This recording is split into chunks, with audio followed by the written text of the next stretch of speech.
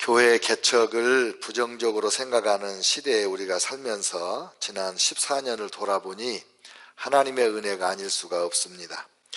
교회를 개척하면서 왜 하필이면 둘로스라는 이름을 붙였을까? 이 둘로스라는 이름은 하나님의 특별한 섭리 가운데 우리가 지은 거예요. 온통 이 세상이 주인이 되려고만 하는 이런 시대인데 어떻게 하면 더 소유할까? 그것만 고민하는 세상인데 우리는 어떻게 하면 성경적인 교회를 만들어 볼 수 있을까? 그런 고민 중에 이름을 지은 겁니다. 둘로스는 헬란 말이고 그 뜻은 노예, 종, 섬기는 자 그런 뜻입니다. 예수님도 자기 자신을 마가복음 10장 45절에서 종이라고 했어요. 인자에 온 것은 섬김을 받으려 함이 아니라 도리어 섬기려 했다. 또 사도 바울도 자기 자신을 종이라고 불렀습니다. 하나님의 종이요 성도의 종이라고 자처를 한 거죠. 고린도후서 4장 5절에 우리는 우리를 전파하는 것이 아니라 오직 그리스도 예수의 주 되신 것과 또 예수를 위하여 우리가 너희의 종된 것을 전파함이라. 자기가 자기를 종이라고 한 거죠. 그러니까 우리도 종의 정신으로 사는 것이 맞다. 그래서 둘로스라는 이름을 붙인 것이고, 선교교회라고 이름을 붙인 것은 교회의 본질과 최우선 사명이 전도와 선교이기 때문에 우리 교회가 존재하는 목적은 이 복음을 전하는 것이다. 그런 정신을 새겨서 둘로스 선교교회라 그렇게 했습니다. 사람들은 서로 높아지고 으뜸이 되고 최고가 되고 첫 번째가 되려는 그 경쟁 심리를 가지고 삽니다. 마가복음 9장 33절로 37절에 보면 예수님 제자들도 길을 가다가 우리 중에 누가 더 크냐? 그런 어떻게 보면 되게 미숙한 논쟁을 했습니다. 그런데 또 그것을 자기들만 대화를 나눴는데 예수님이 그런 이야기 했던 것을 이미 다 알고 계시는 거예요. 그래서 마가복음 9장 35절에서 예수님이 전혀 제자들이 얘기한 것을 모르는 줄 알았는데 예수님께서 누구든지 첫째가 되고자 하면 뭇사람의 끝이 되며 뭇사람을 섬기는 자가 되어야 된다. 이 섬김의 도리를 가르쳐 주셨습니다. 마가복음 10장 35절로 45절 오늘 본문이 포함된 이 구절에 보면은 세베대의 아들 야고보와 요한이 예수님의 12 제자 중에 그 형제가 제자로 들어 있었는데 하나님 나라에서 예수님의 오른쪽 자리 왼쪽 자리, 그러니까 영의정 좌의정을 달라, 이런 부탁을 해요. 그러니까 그 얘기를 듣고 있던 다른 제자들이 또 화를 내는 거예요. 참 모양새가 별로 좋지 않죠. 그런데 예수님께서 그런 거에 대해서 우리가 일반적으로 생각하는 그런 태도를 취하지 않고 좀 남다른 태도를 취하거든요. 왜냐하면 야고보와 요한은 마태복음 20장에 보면 그의 어머니까지 예수님한테 와가지고 2000년 전 치맛바람을 일으키면서 우리 아들 둘이를 당신의 오른쪽 왼쪽에 앉혀주세요. 이런 엄마 로비가 2000년 전에도 있었단 말이죠. 그런데 사실 우리도 이 제자들이 왜 그 말 듣고 화를 냈겠어요? 자기들도 더 높아지고 싶은데 자기들보다 먼저 귀한 자리를 청구하니까 기분이 나빴던 거죠. 우리도 사실은 그런 마음이 있습니다. 공부 많이 하는 것도 그 뜻이고 새벽부터 밤늦게까지 죽도록 일만 하는 것도 결국은 우리가 첫째가 되고 싶고 더 많이 가지고 싶고 또 지금은 고난 가운데 있지만 장차 편하게 살고 싶다, 그런 마음이 있기 때문이 아니겠습니까? 그런데 예수님께서 이 첫째가 되려고 하는 이런 욕망, 제자들의 이런 미숙해 보이는 태도에 대해서 예수님이 혼내질 않아요. 그런 게 잘못됐다고 생각을 안 하세요. 그리고 오히려 책망 대신에 진짜 예수님의 우편 좌편에 앉을 수 있는 사람이 되는 비결을 가르쳐 주시는 거예요. 내 맘대로 줄 수 있는 것은 아니다. 하나님 아버지의 권한하에 있기 때문에 내 맘대로 우편 오른 좌편 자리를 줄 수는 없지만은, 그러나 으뜸이 되고자 하고 첫째가 되려고 한다면 모든 사람을 섬기는 자가 되어야 된다. 너희가 섬기는 자가 되어서 첫째가 되라. 이게 예수님의 가르침이십니다. 적당히 낮아지면 적당히 높아질 수가 있어요. 완전히 낮아지면 아주 온전히 높아질 수 있는 그런 은혜를 입게 됩니다. 많은 사람들이 망하는 이유가 왜냐면 밑바닥을 치지 않고 발버둥을 치기 때문이라고 누가 그러더라고요.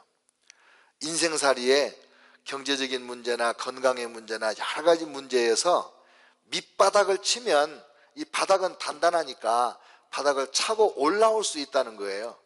근데 바닥에 안 내려가려고 막 밑바닥까지 안 내려가려고 하다가 망하는 일이 많다는 거죠.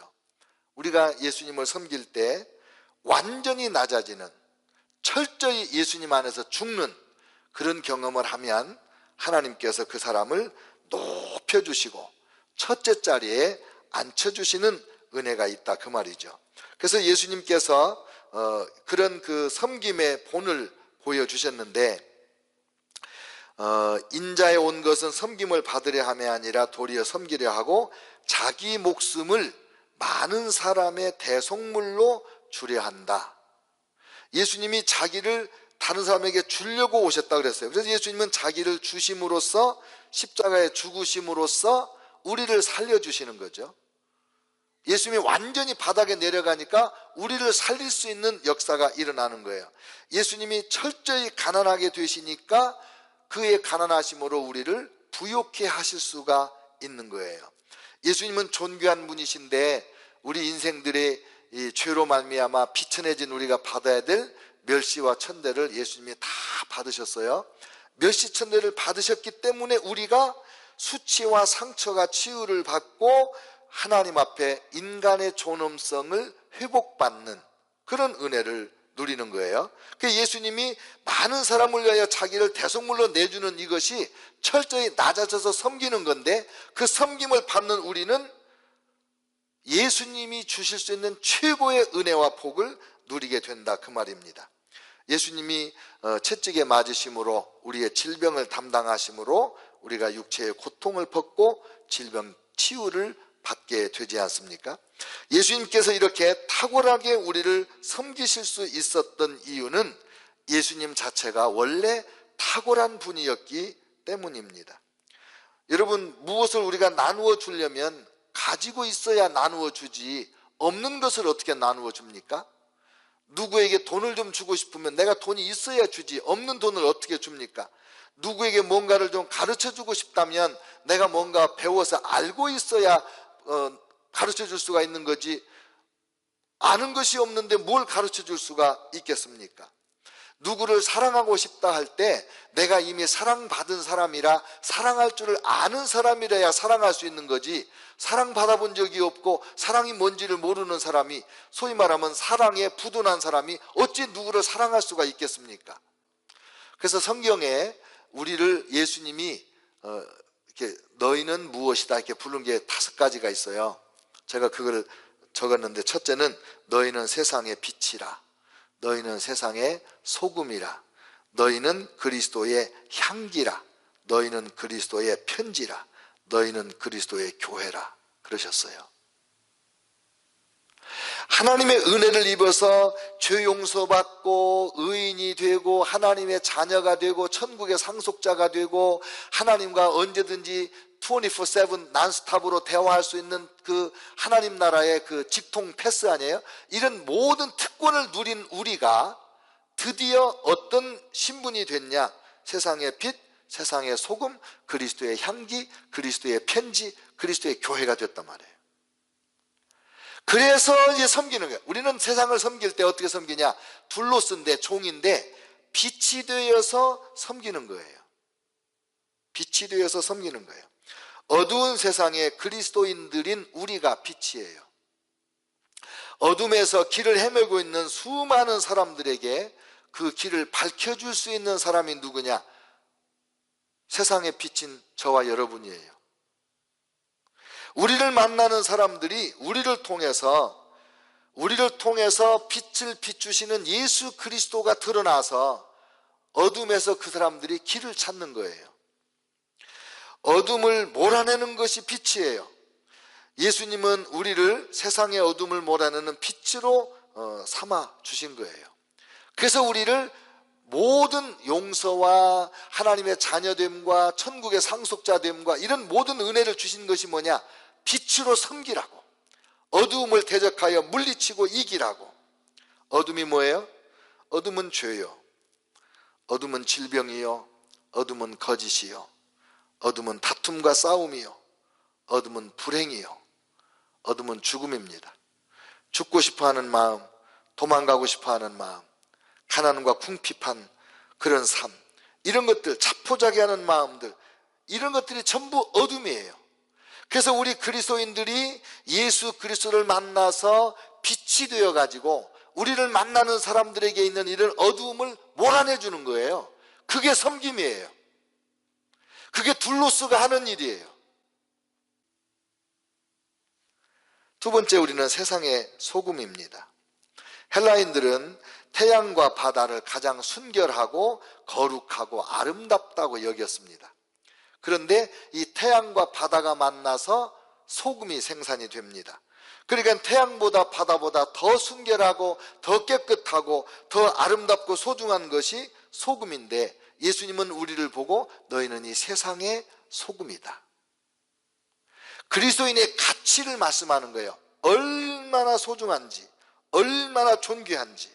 그래서 예수님이 우리에게 너희는 세상의 소금이라 그러실 때, 우리를 소금을 만드시기 위해서 바다와 태양이 함께 역사하듯이 예수님께서 우리의 삶 가운데 역사하셔서 우리를 소금을 만드십니다. 모든 십자가의 죽으심으로, 부활하심으로 우리의 죄를 다 해결하시고 순수하게, 여러분 바닷물에 소금이 3% 들었다고 그래요. 그러니까 태양빛으로 바닷물을 비출 때 97%의 수분을 날려버려야 소금이 나와요. 그 저와 여러분이 우리 안에 있는 모든 불순물 97%를 다 예수님의 성령의 불로 다 말려버리고 우리 안에 있는 순수한 소금 3%를 결정체로 만들어 내는 거예요. 이 세상은 날로 부패합니다. 세상은 점점 악해지고 포악해지고 음란해지고 세상이 어지러워집니다.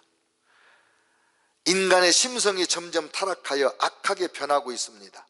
근데 우리 둘로스 성도들은 이 세상을 부패하지 않도록 하는 소금이라 이 말이에요. 저와 여러분이 세상을 섬기는 게 어떻게 하는 거냐? 이 세상 속에 속해서 세상에 편승해서 세상 사람들과 같이 세상의 재미를 보고 그것이 우리의 삶이 아니라, 우리는 이 세상에 이 썩어지는 것을 더 이상 썩어지지 않도록 하는 방부제 역할도 하고,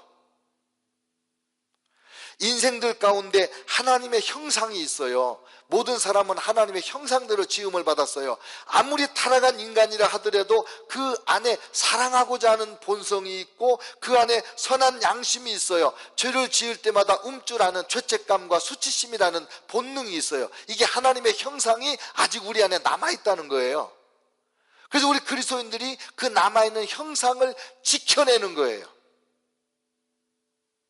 모든 사람이 죄가 아니라고 하고 그 죄를 음란하듯이 쫓아갈 때라 할지라도 우리 그리스도인들은 소금이니까 하나님의 그 형상이, 우리 안에 있는 그 형상이 더 이상 소멸되지 않도록 지켜내는 인류의 양심이 되는 거지요.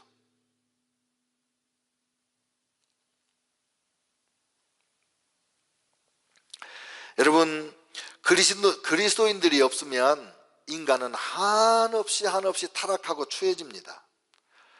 지난 2000년 역사에도 보면 기독교 신앙인이 없을 때, 기독교 신앙이 재구실을 못할 때 인간이 상상을 초월하는 타락의 나락에 떨어졌거든요. 기독교 신앙 부흥이 일어날 때마다 인간들이 죄를 툴툴 털고 일어나서 그 하나님의 형상을 소중하게 여기면서 인간다운 인간으로 부흥이 일어났거든요. 시시때때로. 인류가 지금처럼 동성연애라든지 이런 죄악으로 온 지구가 막 이렇게 가다가도 하나님이 멸망을 시키시든지 아니면 다시 회복시키는 역사가 일어나는데, 그때 이 소금의 부흥이 일어나는 거예요. 그리고 소금은 짠맛을 내잖아요. 영어로 seasoning 한다고 그래요. 맛을 내는 거예요. 여러분, 그리스도인들이 무리 가운데 들어가야 그 모임이 아름다운 모임이 됩니다. 그리스도인들이 그 안에 들어가서 희생을 하고 섬길 때 어떤 단체든지 어떤 모임이든지 어떤 사상이든지 그리스도인들이 들어가지 않으면 한없이 하나님을 멀리하고 타락하는데, 그리스도인들이 소금같이 들어가 있으면 인간의 존엄성도 드러나고 인간의 양심도 드러나고, 그래서 학문을 하든지 과학을 연구하든지 항상 기독교 신앙 때문에 선을 넘지 않도록 그게 지연이 되는 거예요. 소금이에요. 저와 여러분이 지금도 소금으로 살고 있다는 것을, 그렇게 섬기고 있다는 것을 기억하셔야 됩니다. 그 다음에 세 번째, 우리를 그리스도의 향기라 그랬습니다. 제가 주일날 아침에만 제 손수건에다, 제 겨드랑이에다가 향수를 뿌립니다. 주일날만. 근데 이 향수는 내 안에 가만히 내가 움직이지 않고 있어도 저절로 향기가 솔솔솔 나와요. 내가 이렇게 움직이면 이 향수가 팍팍 뿜어나는 거예요. 손수건을 이렇게 꺼내가지고 이렇게 닦으면 이 주변에 향기가 가득해지는 거예요. 왜? 향기는 저절로 나는 거예요. 뿌리만 놓으면. 우리가 그리스도의 향기예요. 저와 여러분이 움직이면 예수 향기가 나는 거예요. 저와 여러분이 말을 하면 예수님의 음성이 들리는 거예요. 우리가 누구를 사랑하면 예수 사랑이 나타나는, 향기는요 저절로 보이지가 않아요, 눈에는.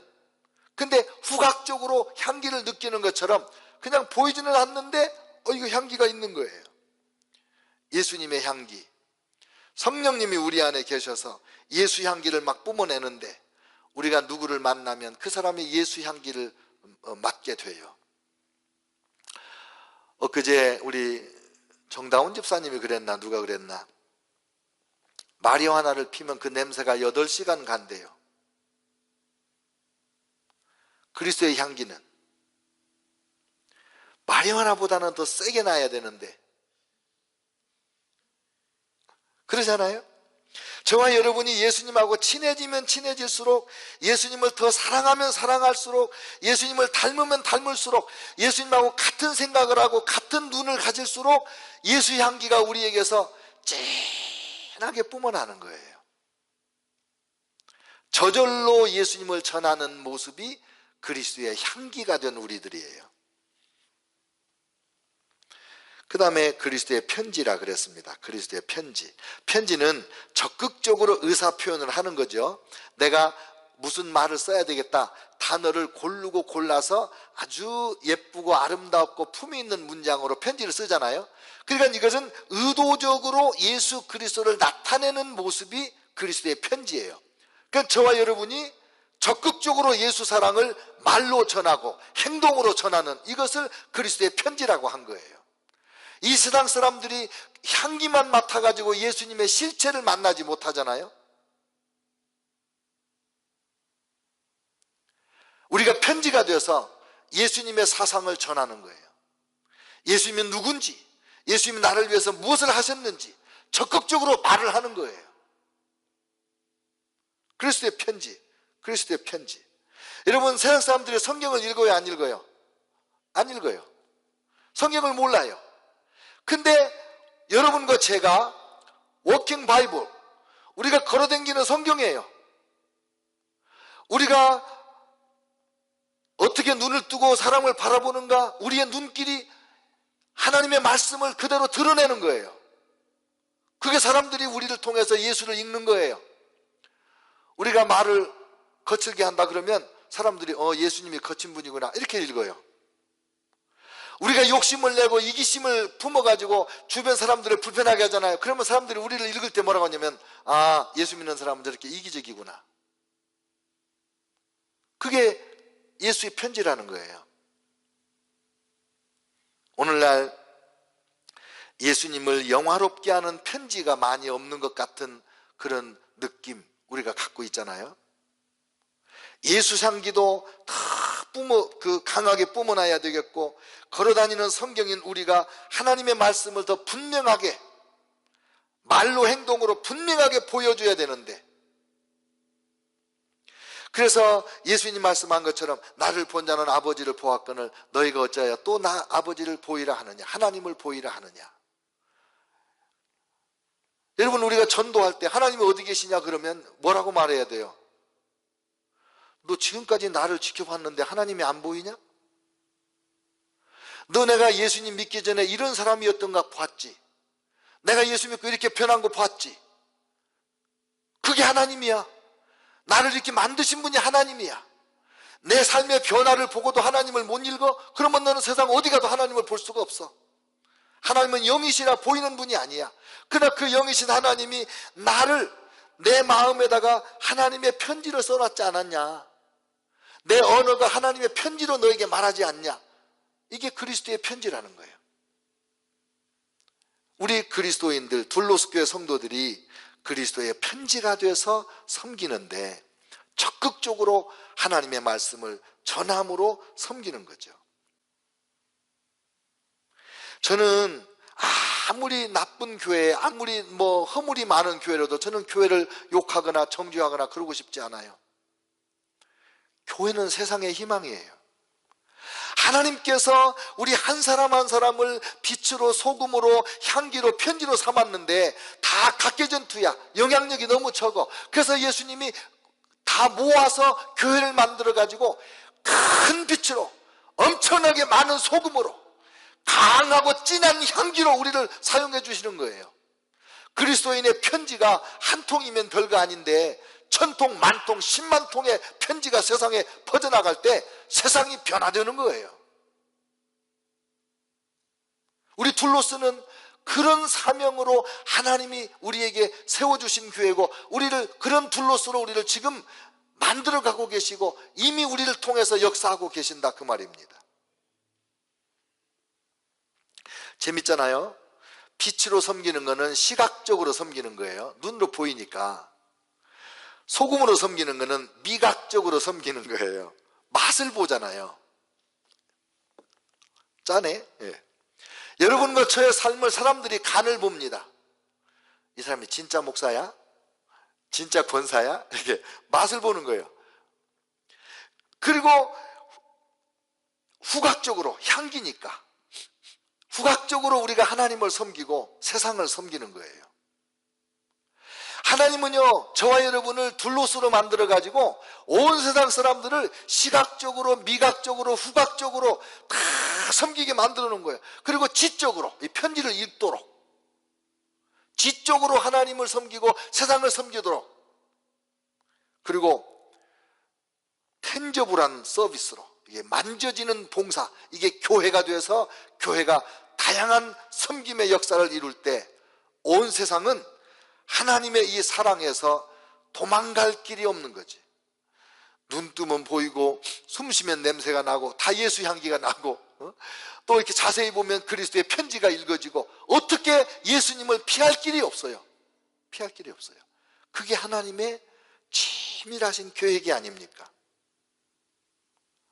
우리 둘로스 교회는 작은 교회지만은 이 작은 교회들이 연합하여 교단을 이루고 한국교회를 이루고 세계교회를 이룰 때 온 세상을 책임지고 나아가는 하나님의 사랑의 엄청난 파워를 나타낸다, 이 말이죠. 그래서 교회는 교회를 허물하거나 험담하거나 그러곤 하는데, 교회는 교회끼리 연합을 하는 거예요. 서로 교회를 축복하고 서로 교회를 도와주고 서로 인정해주고 칭찬해주고, 그러면서 연합해서 하나님의 새 역사를 이루어 가는 거예요. 여러분, 우리는 지금 예수님을 더 잘 섬기도록 더 큰 빛으로 만들어지는 은혜를 입고 있어요. 우리는 지금 더 짠 소금이 되도록 하나님께서 우리 안에 있는 이 수분을 다 증발시키듯이 하나님의 본성 이외의 타락한 것들을 다 제거해 주시는 성결의 은혜를 계속 우리가 입고 있어요. 하나님께서 우리를 진한 향기가 되게 하려고 우리의 모든 세포에 예수가 스며들고 성령이 우리를 완전히 장악하고, 그래서 움직이면 예수 향기만 나게, 인간 냄새는 나지 않게, 그런 은혜를 계속 우리가 입고 있어요. 둘로스로서. 이 사명 때문에, 하나님의 큰 이 엄청난 사명 때문에 엄청난 은혜를 지금도 한없이 우리에게 쏟아 부어주고 계시는 거예요. 교회는 망하면 안 되는 이유가 뭐냐? 이 엄청난 사명을 감당하는 게 교회이기 때문에, 하나님이 교회를 통해서만 이 일을 하지 교회 밖에서 딴 데서는 이 일을 할 대상이 없잖아요. 하나님께도. 그래서 교회를 자꾸 세워야 되고 교회를 축복해야 되고, 그리고 주님께서 여러분과 저에게 따복 편지를 쓰시는 거예요. 그래서 우리가 말을 해도 예수님처럼 말하게 하고, 꿈을 꿔도 예수님처럼 꿈을 꾸게 하고, 누구를 도와도 예수님이 돕는 것처럼 돕고, 둘로스의 어마어마한 은혜이면서 사명이 이겁니다.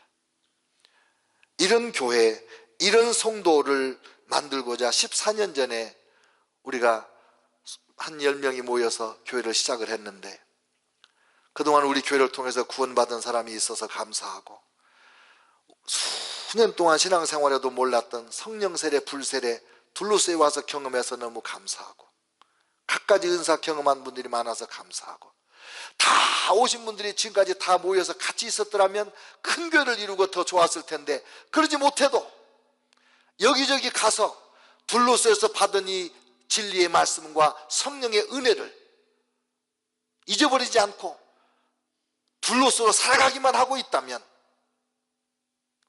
그것을 우리는 하나님 앞에 감사하고, 또 앞으로 우리 교회를 통해서 구원하실 분들, 성령을 경험하게 하실 분들, 하나님이 빛으로 소금으로 향기로 편지로 하나님이 조각해서 아름답게 만들어서 쓰시려고 하는 그런 수많은 인재들이 우리 둘로스 교회 앞으로 올 텐데, 이걸 생각하면 우리가 하나님 앞에 다시 한번 감사하고 다시 한번 결단하고 헌신하는 그런 마음이 아니 될 수가 없습니다.